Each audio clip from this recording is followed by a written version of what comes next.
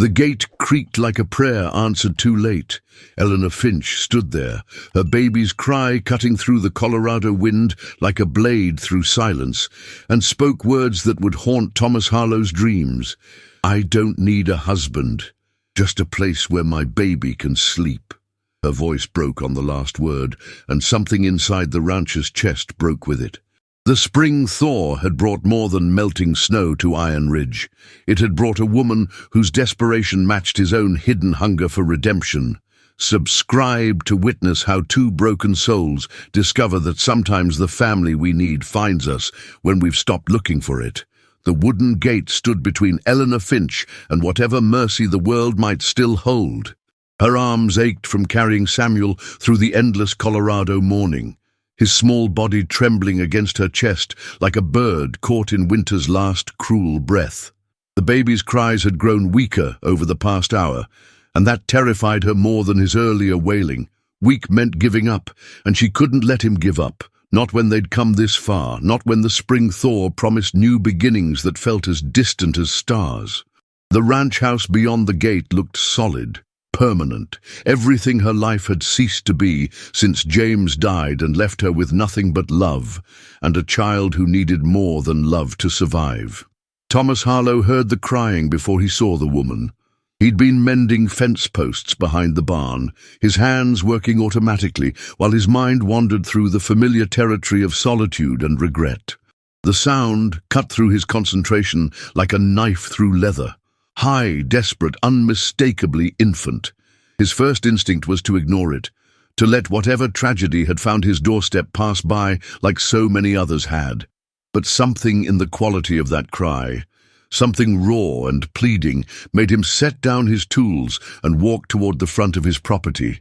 45 years of living had taught him that some sounds demanded attention, even when attention was the last thing he wanted to give. She stood at his gate like an apparition conjured from his deepest fears and longings. Eleanor Finch was small-boned and pale, her dark hair escaping from a braid that had seen too many hard days. Her dress, once blue, had faded to the color of old bruises, and her eyes held the particular exhaustion that comes from fighting battles no one should have to fight alone. The baby in her arms was wrapped in a quilt that had seen better decades, and Thomas could see the child's tiny fist waving weakly above the fabric. Everything about the scene spoke of desperation, held in check by sheer will, and Thomas felt something stir in his chest that he'd thought was dead and buried with his own losses. "Sir," Eleanor began, her voice barely above a whisper, "I don't need charity, and I don't need pity." She lifted her chin with a pride that made Thomas's throat tighten. "I don't need a husband or a savior or someone to fix what's broken in my life." Her words came faster now, as if she was afraid he'd turn away before she could finish. "I just need a place where my baby can sleep, somewhere warm and safe for a few nights, while I figure out what comes next." The baby stirred in her arms, making a sound so small and lost that Thomas felt his carefully constructed walls begin to crack. "I can work," she continued, her voice growing stronger. "I can cook and clean and mend. I won't be a burden. I promise you that." Thomas studied her face, seeing the determination that warred with desperation in her dark eyes. He'd spent 15 years perfecting the art of saying no to anyone who needed anything from him. 15 years of keeping his heart locked away where it couldn't be broken again.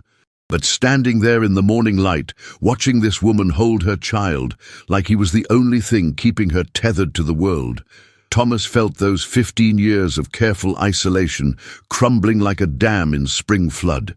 He didn't trust his voice to speak the words she needed to hear, so he simply nodded once and reached for the gate latch. The metal was cold under his fingers, but the look of relief that flooded Eleanor's face was warm enough to thaw something frozen deep inside his chest. The gate swung open with a sound like a sigh, and Eleanor Finch stepped onto Thomas Harlow's land, carrying more than just her baby. She carried the possibility of redemption for them both. The inside of Thomas Harlow's house smelled like coffee and loneliness, a combination Eleanor recognized from her own recent months of grief. He led her through rooms that spoke of a man who'd forgotten how to live for anyone but himself, clean but sparse, functional but empty of the small touches that made a house feel like home. The kitchen held a table built for one, a single chair worn smooth by years of solitary meals. Eleanor shifted Samuel in her arms and felt the weight of all the silence this house had absorbed, all the words that had gone unspoken within these walls. When Thomas gestured toward the chair, she sank into it gratefully, her legs finally admitting how far they'd carried her and how close they'd come to giving out entirely. Thomas moved around his kitchen with the efficiency of a man accustomed to caring for himself and no one else.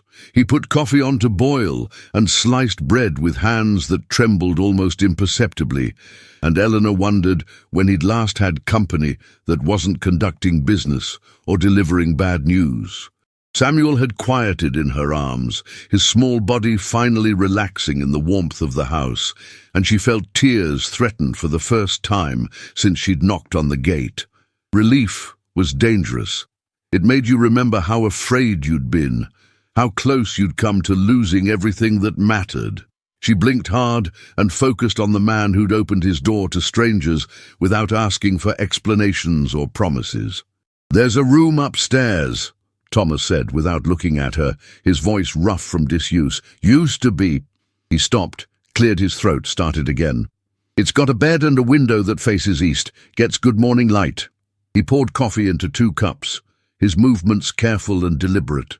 "Baby might like the sunshine." Eleanor watched his hands as he worked, scarred and weathered, but gentle in the way they handled the delicate china cups. These were hands that had known loss, she realized, hands that had learned to be careful with fragile things because they'd broken too many already. When he set the coffee in front of her, their fingers brushed briefly, and she felt the calluses that spoke of hard work and harder years. The coffee was strong and bitter, exactly what Eleanor needed to anchor herself to this moment, this unexpected sanctuary. Samuel stirred against her chest, making the small sounds that meant he was waking up, and she felt the familiar tightness in her breasts that told her he'd be hungry soon. The thought of nursing him in warmth and safety, instead of huddled against a tree or in an abandoned barn, made her throat close with gratitude. "Thank you," she whispered, the words inadequate for what this man had given her with his simple nod at the gate. "You don't know what this means." Thomas looked at her then, really looked, and she saw something in his eyes that made her breath catch, recognition, as if he saw in her face an echo of his own desperate need for grace. "I know what it means to need a place to rest," Thomas said quietly, and Eleanor heard years of weariness in those simple words.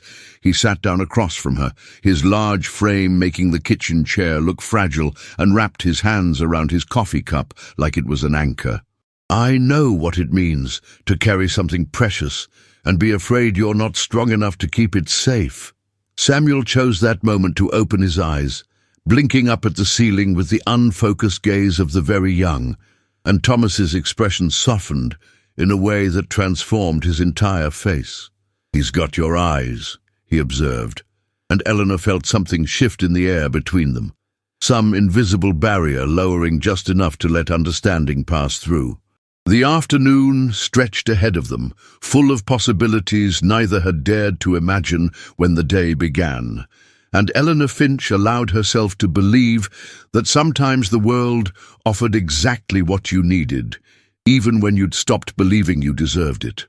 The third morning brought with it a silence that felt different from the others, heavier somehow, as if the very air between Eleanor and Thomas had thickened with words neither dared to speak. Eleanor found herself moving through the cabin with careful precision, her bare feet making no sound against the worn wooden floors, while Samuel slept peacefully in the makeshift cradle Thomas had fashioned from an old apple crate and lined with the softest blanket he could find. The sight of her child finally resting without the constant shivering that had plagued him for weeks brought tears to Eleanor's eyes, tears she quickly wiped away before Thomas could see them. Though she suspected he noticed everything about her movements, her breathing, the way she held herself when she thought no one was watching. Thomas stood at the kitchen window, his broad shoulders rigid beneath his workshirt, watching the sun climb slowly over the distant mountains while his coffee grew cold in his hands. He had been awake since before dawn, unable to sleep for the third night running, his mind churning with thoughts he couldn't quite name or understand. The presence of Eleanor and her baby had stirred something deep within him, something he had buried so thoroughly after Margaret's death that he had almost convinced himself it no longer existed. Now it clawed at his chest with every soft sound Eleanor made, every gentle word she whispered to Samuel, every moment when their eyes met across the small space of his cabin and he saw in her gaze a reflection of his own carefully hidden longing. The morning chores took on a different rhythm, with Eleanor's quiet assistance, though she never asked what needed doing, and he never directly told her.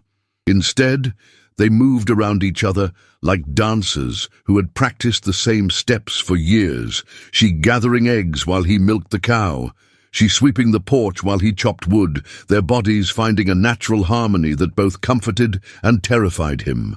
When she bent to pick up Samuel, who had begun to fuss softly in his cradle, Thomas found himself watching the gentle curve of her neck, the way her dark hair fell across her shoulder, and he had to turn away quickly, his hands gripping the axe handle so tightly his knuckles went white. Eleanor felt the weight of Thomas's attention like a physical thing, warm and unsettling, and somehow necessary, though she told herself repeatedly that she had no business thinking about the way his eyes lingered on her face when he thought she wasn't looking. She had come here seeking only shelter for Samuel, nothing more, and yet she found herself noticing the careful way Thomas moved around her baby, the gentleness in his calloused hands when he helped her adjust the cradle, the soft expression that crossed his weathered features when Samuel's tiny fingers wrapped around his thumb. These observations felt dangerous, like stepping too close to a cliff edge, and she reminded herself again and again that she had sworn off depending on any man for anything beyond basic human kindness. The afternoon brought an unexpected visitor in the form of Mrs. Abernathy from the neighboring ranch, a woman whose sharp eyes and sharper tongue had made her the unofficial keeper of local gossip and moral judgment. She arrived in a cloud of dust and disapproval, her buggy wheels crunching over the gravel as she pulled up to Thomas's gate, with the air of someone who had come to investigate rather than visit. Eleanor felt her stomach clench with familiar anxiety as she watched the older woman's gaze sweep over the cabin, taking in the sight of laundry hanging on the line that clearly belonged to a woman and child, her lips pursing with the kind of satisfaction that came from having one's worst suspicions confirmed. Thomas met Mrs. Abernathy at the gate with his usual stoic expression, but Eleanor could see the tension in his shoulders, the way his jaw tightened as the woman's voice carried across the yard in sharp, pointed questions about his house guests and whether he thought it proper for an unmarried woman to be living under his roof. Eleanor stood frozen in the doorway, Samuel pressed against her chest, listening to every word and feeling the familiar shame wash over her like a cold tide. The same shame that had driven her from her last town and the one before that. The shame of being a woman alone with a child and no husband to make her respectable in the eyes of people like Mrs. Abernathy, who measured a woman's worth by the ring on her finger and the man who claimed her as his own. The confrontation with Mrs. Abernathy left the cabin feeling smaller somehow, as if the walls had drawn closer together under the weight of her disapproval and the unspoken questions that hung in the air like smoke from a dying fire. Eleanor found herself unable to meet Thomas's eyes as they went about their evening routine, her movements sharp and efficient as she prepared Samuel for sleep, her jaw set in the stubborn line that Thomas was beginning to recognize as her way of holding herself together when the world threatened to crack her open. She had heard every word of Mrs. Abernathy's pointed suggestions about the impropriety of the situation, every thinly veiled threat about what decent folk might think, and though Thomas had dismissed the woman with cold politeness, Eleanor knew that the damage had been done. that the fragile peace they had built over the past few days now balanced on a knife's edge. Thomas watched Eleanor's retreat into herself with a growing sense of helplessness that reminded him uncomfortably of the months after Margaret's death, when he had felt like a man drowning in plain sight while the world continued spinning around him. He wanted to tell Eleanor that Mrs. Abernathy's opinions meant nothing to him, that he had stopped caring what the neighbours thought long before she arrived at his gate, but the words felt clumsy and inadequate in his mouth, and he found himself standing silent in the kitchen while Eleanor moved through her tasks with mechanical precision. The distance between them felt vast, despite the small space they shared, and he realized with a start that somewhere in the past 3 days he had begun to think of her presence not as temporary shelter, but as something essential, something he couldn't imagine losing.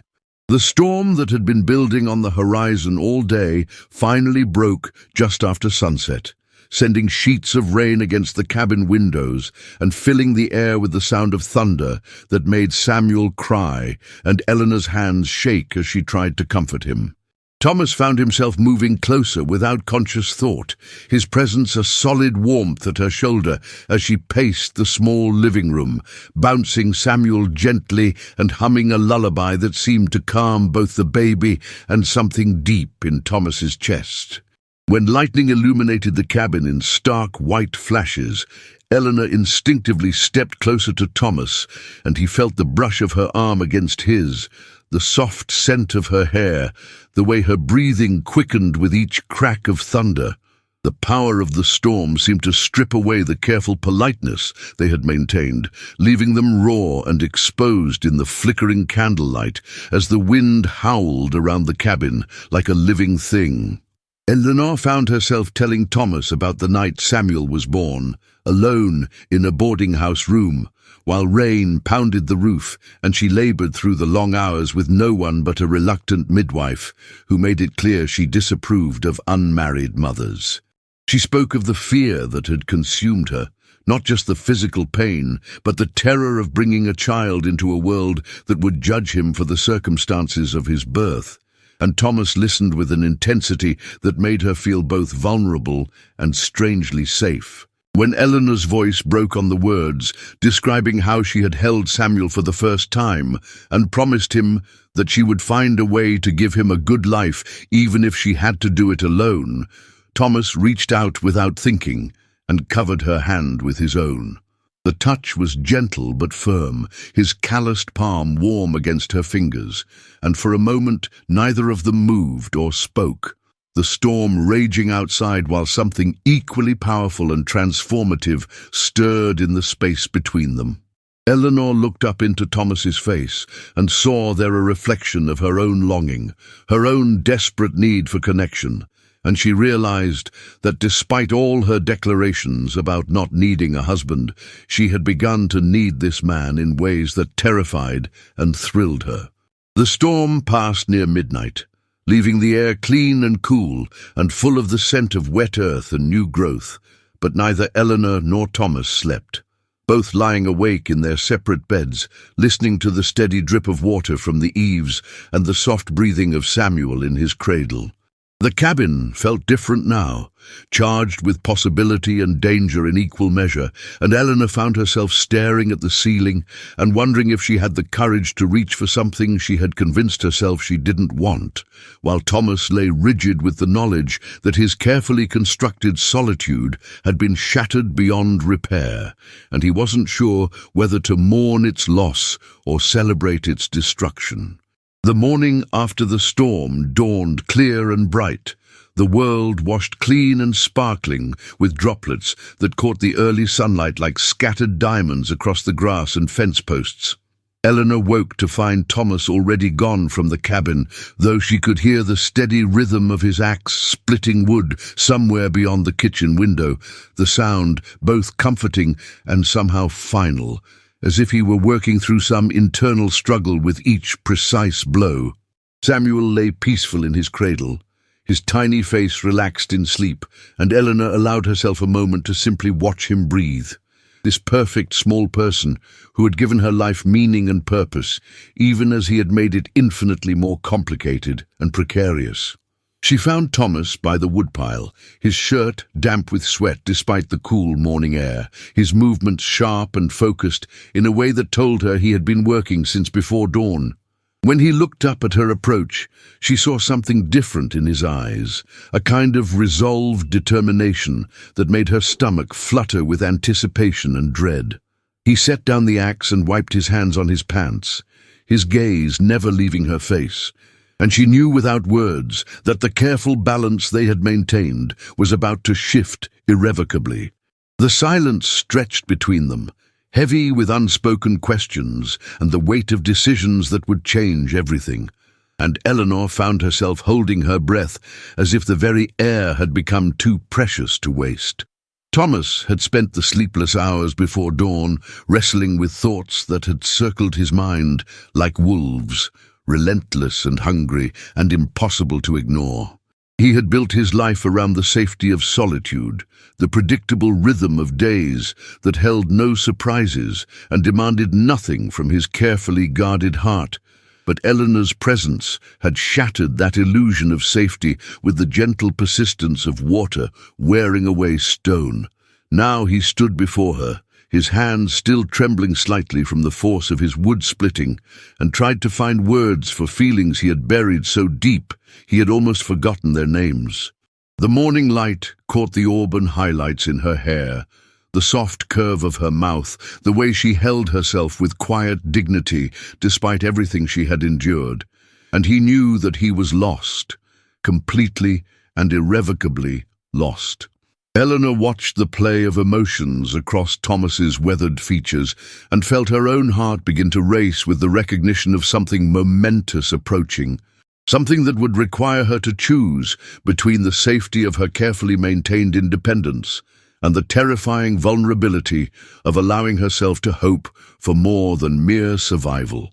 She thought of Mrs. Abernathy's sharp words, of all the other towns where she had been judged and found wanting, of the promises she had made to herself about never again depending on a man for anything beyond basic human kindness.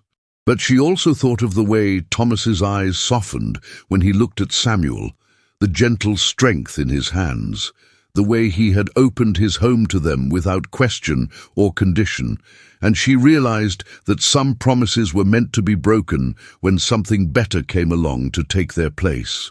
The words, when they finally came, were simple and devastating in their honesty, spoken in Thomas's low, careful voice as he stepped closer to her, close enough that she could see the flecks of gold in his brown eyes and smell the clean scent of soap and sawdust that clung to his skin. He told her that he had been alone for so long, he had forgotten what it felt like to wake up with purpose, to move through his days with someone else's welfare weighing on his heart, to find himself listening for the sound of another person's breathing in the quiet hours before dawn. He spoke of Margaret, of the guilt that had eaten at him for years because he hadn't been able to save her, and of how Eleanor's fierce protectiveness of Samuel had reminded him that sometimes love meant fighting for something rather than simply enduring its loss. Eleanor felt tears spill down her cheeks as Thomas reached up to cup her face in his hands, his thumbs brushing away the moisture with infinite tenderness. And when he asked her not to marry him, but simply to stay, to let him help her build the kind of life Samuel deserved, she found herself nodding before her rational mind could catalogue all the reasons why it was impossible. The kiss that followed was soft and desperate and full of promises neither of them had the courage to speak aloud, and when they finally broke apart, Eleanor whispered against his lips that she didn't need a husband, but maybe, just maybe, she needed this man who had shown her that home wasn't a place but a feeling, a choice made new each morning to build something beautiful from the broken pieces of their separate pasts.